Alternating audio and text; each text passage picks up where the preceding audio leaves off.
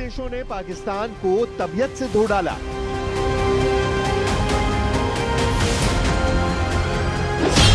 Jakarta में general Munir को लगा 440 वोल्ट का झटका।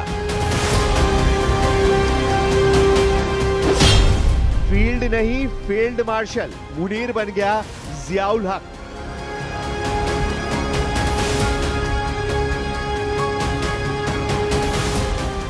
पाकिस्तानी जनरल और उसकी शैतान मंडली बदहवास हो चुकी है। ऑपरेशन सिंदूर ने पाकिस्तानी तानाशाहों को ऐसा दिमागी रोग दे दिया है जिसका इलाज तलाशने कभी चीन की दौड़ लगाई जा रही है, कभी तुर्की के अर्दवान से दवाई मांगी जा रही है, तो कभी मुस्लिम उम्मा से दुहाई दी जा रही है, मगर जनरल मुनीर की कोई नहीं सुन रहा। पाकिस्तानी कठपुतली हुक्मरानों को कोई भाव नहीं दे रहा। ताजा ताजा बेइज्जती का एपिसोड किसी और देश में नहीं, उस देश का है जहां दुनिया के सबसे ज्यादा मुसलमान बसते हैं। इंडोनेशिया में पाकिस्तान रुस्वा हो गया है। मुसलमान देशों ने पाकिस्तानी चाल के चीथड़े उड़ा दिए। इस्लामिक देशों के संगठन OIC में पाकिस्तान को बहुत बड़ा झटका लगा है। इंडोनेशिया, मिस्र और बहरीन ने मिलकर पाकिस्तान के भारत विरोधी एजेंडे की हवा निकाल दी है। जकार्ता में OIC की संसदीय यूनियन की बैठक में पाकिस्तान भारत के खिलाफ कड़ा रुख अपनाने की मांग कर रहा था, जिसे इंडोनेशिया, मिस्र और बहरीन ने मिलकर पूरी तरह से खारिज कर दिया, जिससे OIC में कश्मीर पर पाकिस्तानी एजेंडे की हवा निकल गई।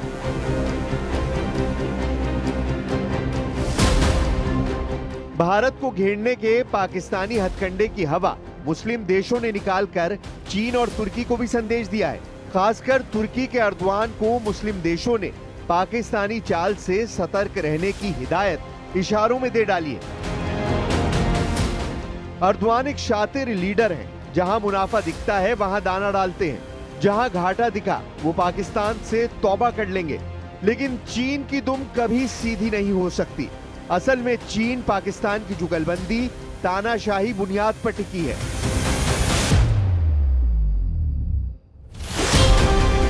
चीन का पाकिस्तान को खुले समर्थन का ऐलान। चीन ने थामी आतंकिस्तान की हिफाजत की कमान। चीन की राजधानी बीजिंग से आई इन तस्वीरों ने आतंकवाद को लेकर चीन का नजरिया दुनिया के सामने ला दिया है, और वो ये कि दहशतगर्दी को पालने वाले पाकिस्तान को कवर फायर देने के लिए चीन हमेशा खड़ा है।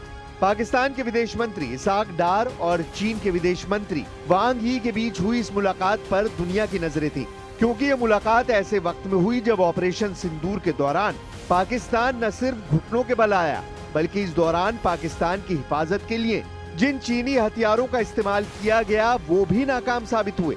इस दोहरी चोट से उबरने के लिए ही पाकिस्तान के विदेश मंत्री ने चीन का दौरा किया, और चीन ने भी पाकिस्तान का खुलकर समर्थन करने का ऐलान कर दिया। चीन के सरकारी अखबार ग्लोबल टाइम्स के मुताबिक इस मुलाकात के दौरान पाकिस्तान को न सिर्फ अटूट दोस्त बताया गया, बल्कि चीन की तरफ से पाकिस्तान की रक्षा का संकल्प भी लिया गया। कहा गया कि चीन पाकिस्तान की संप्रभुता और क्षेत्रीय अखंडता की रक्षा के लिए हमेशा पाकिस्तान के साथ है। इतना ही नहीं, चीन के विदेश मंत्री की तरफ से ये भी कहा गया कि आतंकवाद के खिलाफ लड़ाई में भी पाकिस्तान की मदद की जाएगी। चीन पाकिस्तान इकोनॉमिक कॉरिडोर को और मजबूत किया जाएगा। पाकिस्तान की आतंक नीति का पैरोकार बना चीन पूरी दुनिया को खतरे में डाल रहा है। चीन हथियारों का सौदागर बनने के लिए जिस दहशतगर्दी को शह दे रहा है, उसकी आग में कोई भी सलामत नहीं रह सका है। जिन्हें सुपर पावर होने का घमंड था, आतंक ने उन्हें भी दहलाया है। फिर पाकिस्तान तो ऐसा भस्मासुर है जिसने सिर पर बारूदी कफन बांध रखा है। कुल 4 सूबे के इस मुल्क का हर सूबा जल रहा है। ये पाकिस्तान का सूबा सिंध है जो जल रहा है। जलाने वाले सिंध सूबे के लोग हैं। आग सड़क से होम मिनिस्टर के घर तक फैली हुई है। युद्ध जैसे ये हालात पाकिस्तानी जनरल और नया बना फील्ड मार्शल आसिम मुनीर छिपा भी नहीं पा रहा है।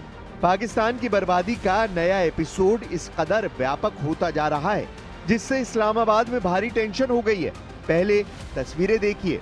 पड़ोसी देश में लगी आग के ताप का एहसास खुद ब खुद हो जाएगा।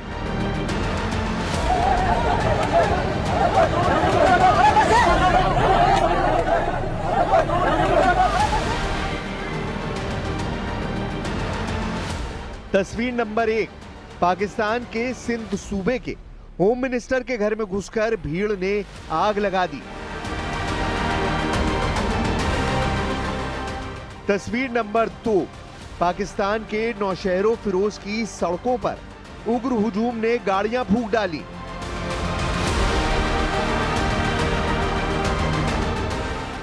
तस्वीर नंबर 3, सिंध में शहबाज के पुलिस अफसरों को भीड़ ने दौड़ा दौड़ा कर पीटा।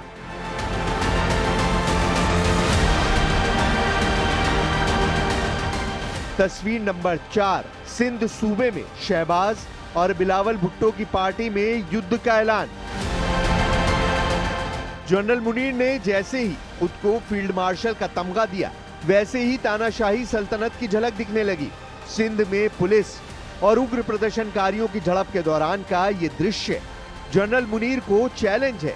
हाथों में हाईटेक मशीन गन लेकर अंधाधुंध गोलियां बरसाई गई हैं। भीड़ को निशाना बनाकर की गई फायरिंग की तस्वीरें सोशल मीडिया में वायरल हो गई हैं, जिसमें एक आदमी AK-47 जैसी दिख रही राइफल से फायरिंग कर रहा है।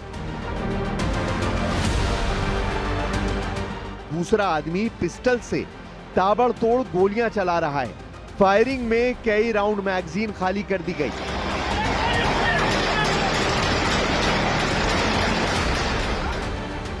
जब एक आदमी थक गया तो दूसरे ने मैगजीन लोड कर खूनी खेल शुरू कर दिया। पाकिस्तानी मीडिया में दावा किया गया है कि सिंध हिंसा में फायरिंग करने वाले दोनों शूटर बिलावल भुट्टो की पीपल्स पार्टी पाकिस्तान के हैं। ये बारूदी घमासान क्यों छिड़ा, अब ये भी जानिए। फरवरी 2025 में पाकिस्तान सरकार ने सिंधु नदी पर 6 नई नहरों के निर्माण की योजना की घोषणा की थी। इस योजना के तहत पंजाब, बलूचिस्तान और सिंध में नहरों का निर्माण किया जाना है, लेकिन सिंध और बलूच लोगों का आरोप है कि नए बांध बनाकर शहबाज सिंध के पानी को पंजाब में ट्रांसफर करना चाहते हैं, जिसका मकसद पंजाब के 1.9 मिलियन हेक्टेयर बंजर जमीन में पानी ले जाना है। पाकिस्तान टुडे के मुताबिक सिंध सूबा पहले से ही जल संकट का सामना कर रहा है। 1999 से 2023 के बीच सिंध को औसतन 40% जल की कमी का सामना करना पड़ा था, जबकि पंजाब में ये कमी 15% थी। इस जल संकट के कारण 2.5 मिलियन एकड़ आम के बागान और अन्य फसलें सूखने की कगार पर हैं। बिलावल भुट्टो की Pakistan peoples party, Sindh united party, Sindh Abadgar Ittehad और जय सिंध कौमी महाज जैसे संगठन नई नहर बनाने के खिलाफ प्रदर्शन करते आ रहे हैं। 21 मई को भी भारी संख्या में प्रदर्शनकारी नौशहरों फिरोज के मोरो शहर में जुटे। प्रदर्शनकारियों को तितर बितर करने के लिए पुलिस ने जैसे ही लाठीचार्ज किया, मानो युद्ध छिड़ गया। बंदूकें निकल आईं, गोलियां चलने लगी। उसके बाद भड़की भीड़ ने सिंध के होम मिनिस्टर जिया लंजर का घर तक जला डाला। जैसी आग सिंध में लगी है, उससे भयानक हालात बलूचिस्तान और खैबर पख्तूनवा में बने हुए हैं। 2 दिन के भीतर दोनों सूबे में भयावह खून खराबा हुआ है। 19 मई को पाकिस्तान की वायुसेना ने खैबर पख्तूनवा प्रांत के उत्तरी वजीरिस्तान में हवाई हमला किया। वजीरिस्तान के मीर अली कस्बे में ड्रोन से मिसाइलें दागी गईं। एयर स्ट्राइक के दौरान ड्रोन से बम गिराए गए। पाकिस्तानी मीडिया रिपोर्ट्स के मुताबिक हमले में एक परिवार के बच्चों की मौत हो गई। पाकिस्तानी एयरफोर्स के हमले में कुल 5 लोग घायल भी हुए हैं। जनरल मुनीर ने इसके अगले ही दिन खुद को फील्ड मार्शल बनवा लिया, जिससे पश्तून बेहद भड़के हुए हैं। पश्तूनों ने पाकिस्तानी सेना के खिलाफ विद्रोह शुरू कर दिया है। बलूचिस्तान में पाकिस्तानी सेना के हमले के जवाब में बलोच लड़ाकों ने सीरियल अटैक शुरू कर दिया है। बलूचिस्तान में एक बस को बम विस्फोटक से उड़ा दिया गया है। बस में हुए बम धमाके में 5 लोगों की मौत हो गई है। दर्जनों लोग जिंदगी मौत के बीच झूल रहे हैं। खूनी हमलों के बीच बलूचिस्तान की राजधानी क्वेटा में जन सैलाब जनरल मुनीर को चुनौती दे रहा है। क्वेटा की सड़कें बलोच प्रदर्शनकारियों से पटी पड़ी हैं। बलोच अपनी लीडर और मानवाधिकार कार्यकर्ता महरंग बलोच की रिहाई की मांग कर रहे हैं, जिन्हें जनरल मुनीर ने कैद कर रखा है। बलूचिस्तान की शेरनी कही जाने वाली महरंग बलोच को क्वेटा के हुड्डा जेल के सेल नंबर 5 में कैद रखा गया है। महरंग बलोच ने दावा किया है कि इसी हुड्डा जेल में जनरलों के इशारे पर उसके पिता को मार डाला गया। पाकिस्तान का खूनी इतिहास सियासी हस्तियों के कत्लेआम का है। बारूदी मुल्क में जिसने भी फौजी जनरल की नाफरमानी की, उसे सूली पर टांग दिया गया। कट्टर जनरलों से विरासत में मिली जिहादी सोच के चलते जनरल मुनीर भी बेगुनाहों को सीक्रेट तरीके से मौत के घाट उतार रहा है।